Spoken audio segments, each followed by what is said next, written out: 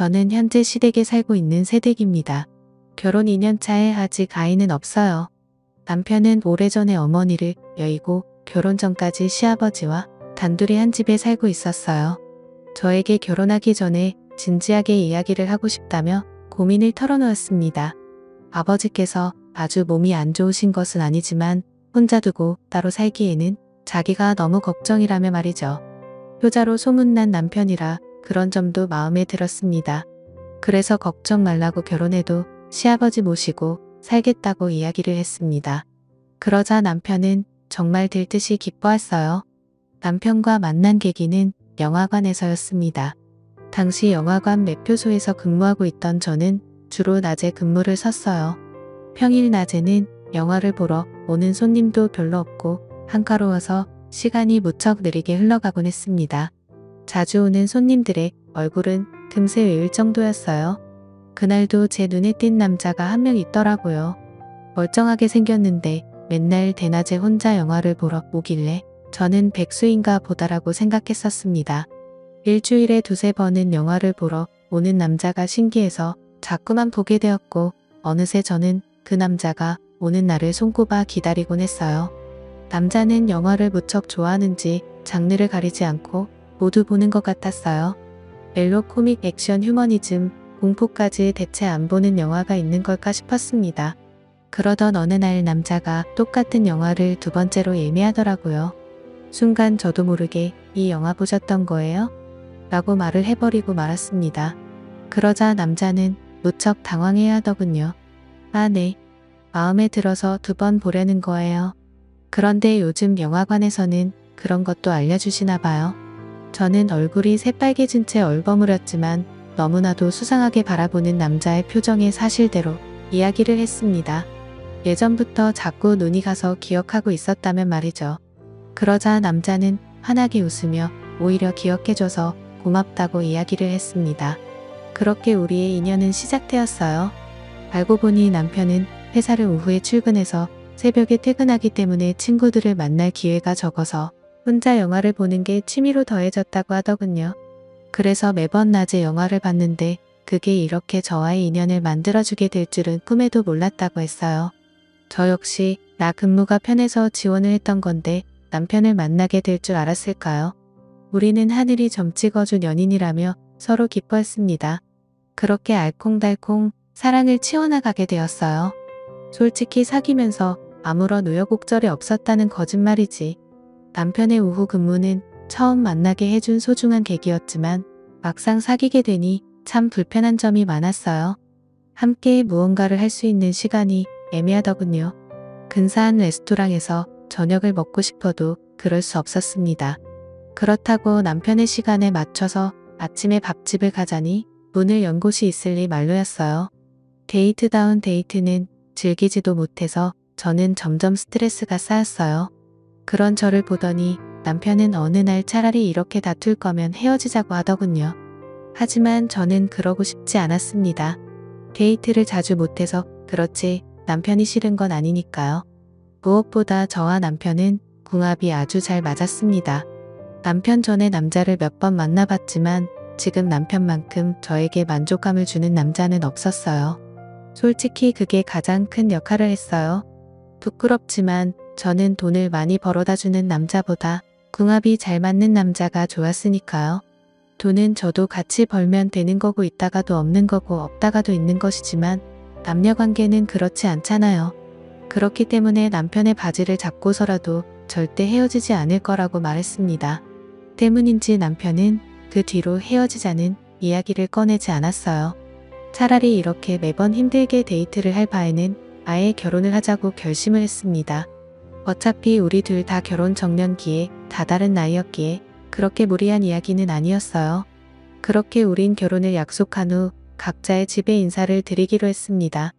우리 집에서는 남편을 무척이나 좋아했습니다. 솔직히 처음에는 시큰둥한 반응이었어요. 남편의 외모가 그리 뛰어난 편은 아니었거든요. 키도 작고 동글동글해서 흔히 볼 수 있는 동네 아저씨처럼 생긴 남자였으니까요. 그런데 우리 부모님의 마음을 쏙 빼놓게 된 것은 바로 남편의 능력이었습니다. 저는 처음에는 그렇게 남편의 회사의 월급이 넉넉할 줄은 몰랐어요. 맨날 후줄근한 티셔츠와 청바지만 주구장창 입고 다녔기 때문에 벌이가 그저 그런가 싶었습니다. 그런데 엄마 아빠는 남편을 만나는 날 명함에 써있는 회사 이름을 보더니 눈이 휘둥그려지더군요. 아마 어른들은 알만한 사람들은 다 아는 그런 기업인가 봐요. 솔직히 저는 세상 물정을 잘 모르는 그런 나이였어요. 영화관에서 아르바이트를 하게 된 것도 부모님이 한 번은 스스로 돈을 벌어봐야 한다고 했기에 마지못해서 딱 3개월만 일을 했던 것이었죠. 어릴 적부터 부족함 없이 지내왔습니다. 아버지는 식당을 3개 정도 운영하시고 어머니는 보육학원을 운영하는 원장님이셨어요. 그래서 물질적으로 엄청 부자처럼 풍요롭지 않아도 나름 여유있게 지냈던 것 같아요. 학창시절부터 하고 싶은 건 거의 다 하고 지냈거든요. 주변 친구들도 너네 집 잘 산다고 이야기하니 그냥 그렇구나 아는 정도였어요. 마땅히 취직을 할 생각도 없어서 초등학교 때부터 꾸준히 하던 피아노로 이름 없는 대학교를 졸업했어요. 그래서인지 유달리 저는 멍하고 순진하다는 이야기를 많이 들었던 것 같아요. 금전적인 감각이 별로 없는 것도 어릴 적의 영향인 것 같았습니다. 어쨌든 그런 쪽으로 부모님이 저보다 훨씬 밝으시니 남편의 직장을 보고서 무척이나 기뻐하셨어요. 그래서 바로 결혼에 대해서 긍정적으로 허락해 주신 것 같았습니다. 이후 저는 신랑네 집에 인사를 하게 되었어요. 맨 처음에 말씀드린 것처럼 남편은 시아버지를 모시고 살고 있었어요. 어머니께서 돌아가신 때는 남편이 초등학생이었다고 하더라고요. 어머니가 집에 다녀왔는데 어머니께서 우울증으로 인해 잘못된 것을 남편이 발견했다고 합니다. 전 그 말을 듣자마자 저는 남편을 와락 안아주었어요. 어릴 적 얼마나 놀라고 상처를 받았을까 싶더라고요. 왜 어머니께서 그런 선택을 하셨는지 조심스럽게 물어봤는데 남편은 자세히 모르겠다고 하더군요. 어머니께서 식탁 위에 편지를 남겼는데 워낙 경황이 없어서 자신을 읽지도 못했었고 나중에 아버지가 이거 보시고 바로 찢어버렸다고 하더군요. 남편이 커서도 몇 번이고 여쭤봤지만 너는 알 필요 없다는 식으로 항상 대답을 회피하셨다고 합니다. 대신 저도 대체 무슨 일이었을까 궁금했지만 남편의 불행한 과거인데 너무 알려고 하면 상처일까봐 아무 말도 하지 않았습니다. 시아버지를 처음 뵙게 되었을 때 저는 깜짝 놀라고 말았어요. 솔직히 우리 남편은 키도 작고 통통해서 정말 평범하게 생겼거든요. 그런데 시아버지는 키도 180으로 엄청 크시고 체력도 좋으시더라고. 어깨도 떡 벌어지시고 뼈대도 굵으신데 몸에 군살이 탄탄한 체형이라 환갑이 가까운 나이인데도 어쩜 저렇게 몸 관리를 잘하셨나 자꾸만 쳐다보게 되었어요. 게다가 얼굴도 완전 핸섬하셔서 미중년이라는 말이 어울렸어요. 그저 흰 셔츠에 청바지만 대충 입고 다니는 남편과 달리 깔끔한 정장에 구두를 신고 멋진 중절모까지 걸치신 모습에 저는 넋을 잃고 쳐다보았습니다. 그런 제 모습에 남편은 멋쩍어 하더군요. 어쩜 이렇게 아버님과 안 닮았냐고 물어보니 자기는 엄마를 닮아서 그렇다고 이야기를 해서 그렇구나 하고 이해를 했습니다. 그렇게 첫 대면에 정말 분위기가 좋아서 기분 좋게 웃고 식사를 하느라 시간 가는 줄 몰랐어요. 아버님께서 대화도 어쩜 그리 잘하시는지 농담도 재미있고 재치 있는 만담이 정말 즐거웠습니다.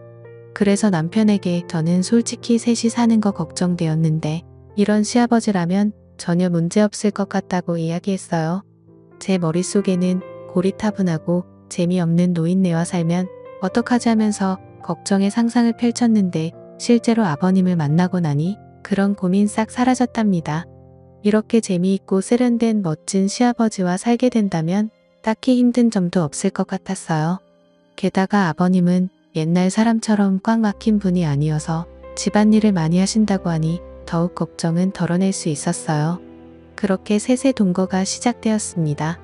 셋이서 살게 되었을 때 처음에는 조금 어색하고 낯설었지만 점차 지내다 보니 익숙해지더라고요. 옷차림도 어떻게 해야 하나 걱정되어서 긴팔 긴 바지를 입거나 바닥까지 오는 롱스커트를 입었는데 남편도 시아버지도 편한 옷차림으로 지내서 저도 조금씩 편하게 입게 되었습니다.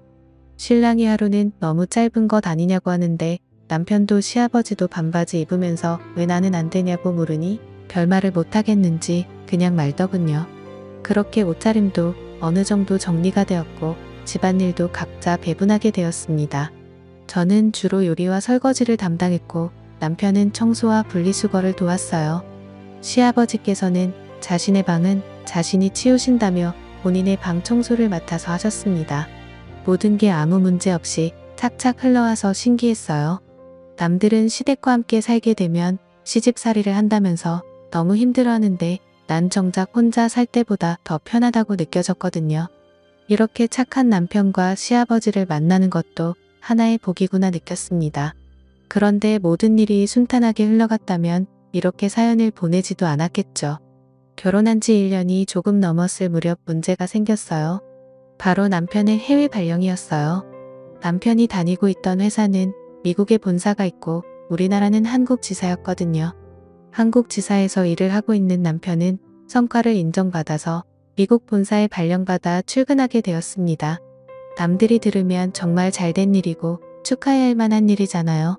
저도 처음엔 진심으로 축하를 해주었어요. 그런데 남편이 저에게 이상하다는 듯 자신과 같이 미국에 갈 건데 왜 아무런 준비를 하지 않냐고 하더군요. 그 말에 제가 더 당황했어요.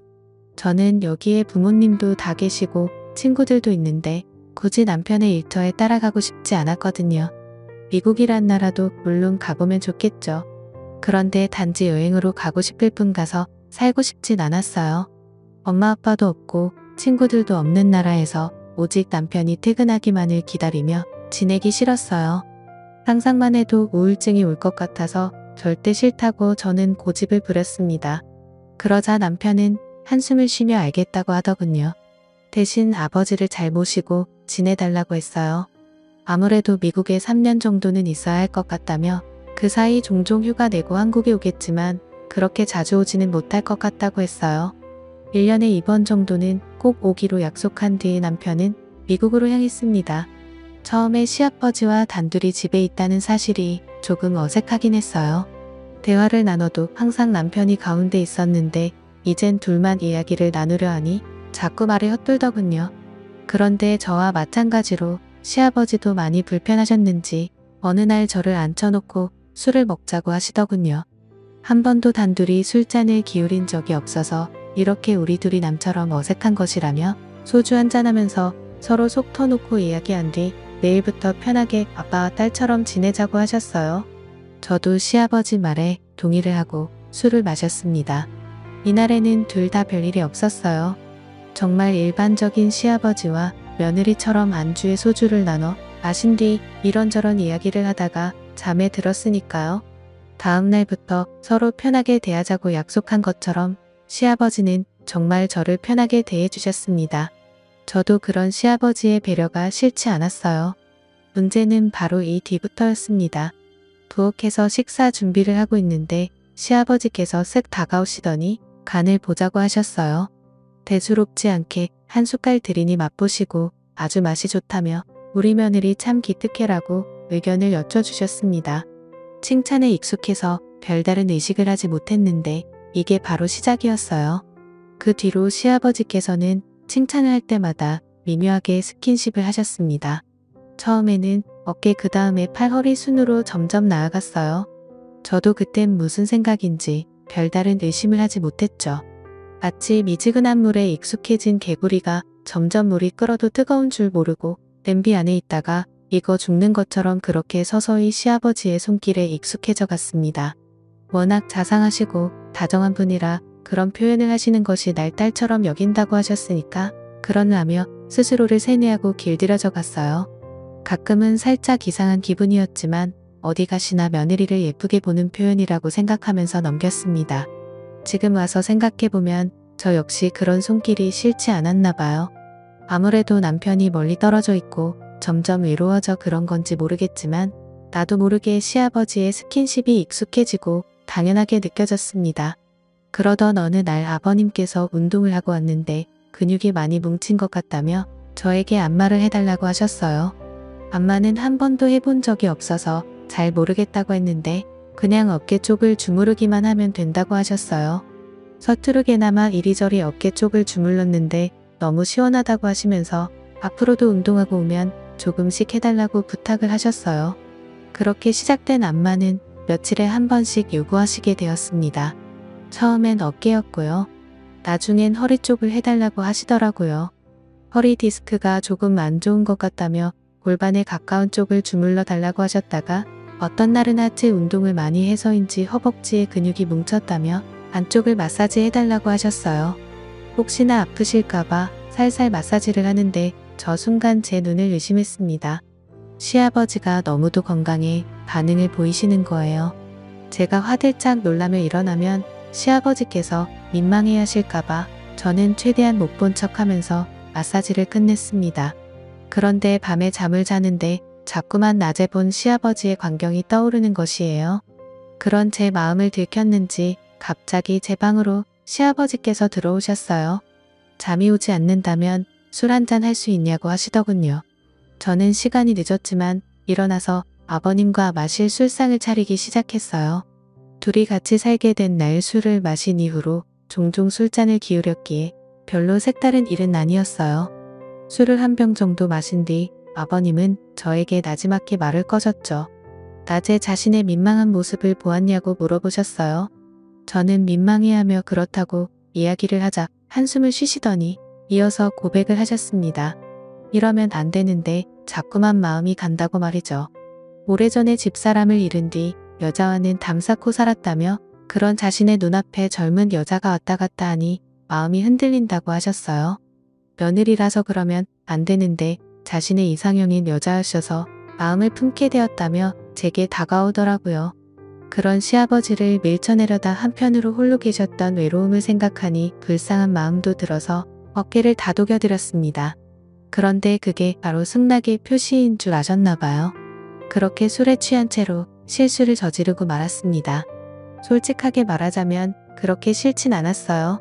완강하게 거절하지 않았으니까요. 그런데 막상 일을 저지르고 나니 점점 두려워졌습니다. 그러자 시아버지는 시어머니께서 안 좋은 선택을 하게 된 비밀을 나지막히 말씀해 주셨어요. 실은 현철이가 내 자식이 아니다.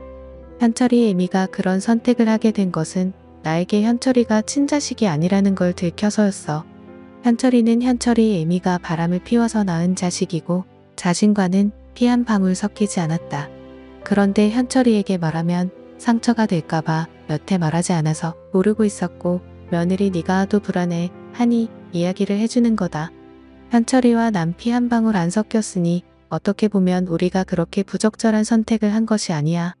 그러니 너무 죄책감 갖지 않아도 된다 라고 말하더군요. 그 이야기를 듣자 첫눈을 거슬렀다는 죄책감은 조금은 덜 수 있었습니다. 그러나 법적으로는 정말 말도 안 되는 짓인 거죠. 문제는 이 날이 끝이 아니라는 겁니다. 저와 시아버지는 이 뒤로 정말 부부인 양 자연스럽게 지내고 있는 것입니다. 아무래도 단둘이 살다 보니 더욱 그런 것 같았어요. 남편이 한국에 들어오게 될 때만 조심하면 문제가 없는 것이었죠. 얼마 전 신랑이 한국에 들어왔을 때 남편과 시간을 보내는데 오히려 그 순간 시아버지에게 미안한 마음이 들었죠. 남들이 손가락질 할 것이라는 걸 잘 압니다. 그래서 지금까지 말도 못하고 숨겨왔어요. 그런데 이제 와서 말하게 되는 이유가 무엇인지 궁금하실 것 같네요. 남편이 일주일간 한국에서 휴가를 보낸 후 미국으로 돌아갔어요.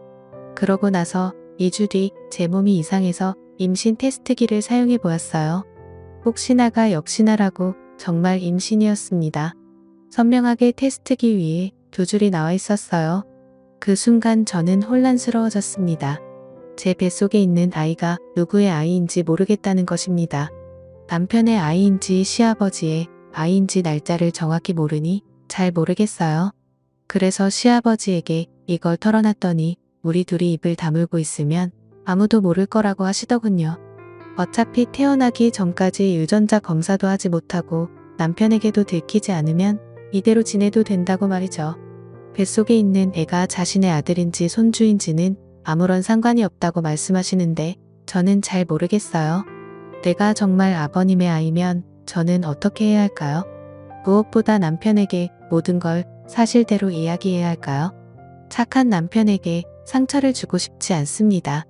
그렇다고 남편에게 아무런 이유도 없이 시아버지와 따로 살자고 인연을 끊자고 해도 듣지 않을 것 같아요. 대체 뭐가 문제냐고 우리만 입 다물고 살면 된다고 고민하지 말라며 시아버지는 저를 위로해주지만 저는 너무 혼란스럽네요. 현명한 조언 부탁드리겠습니다. 감사합니다.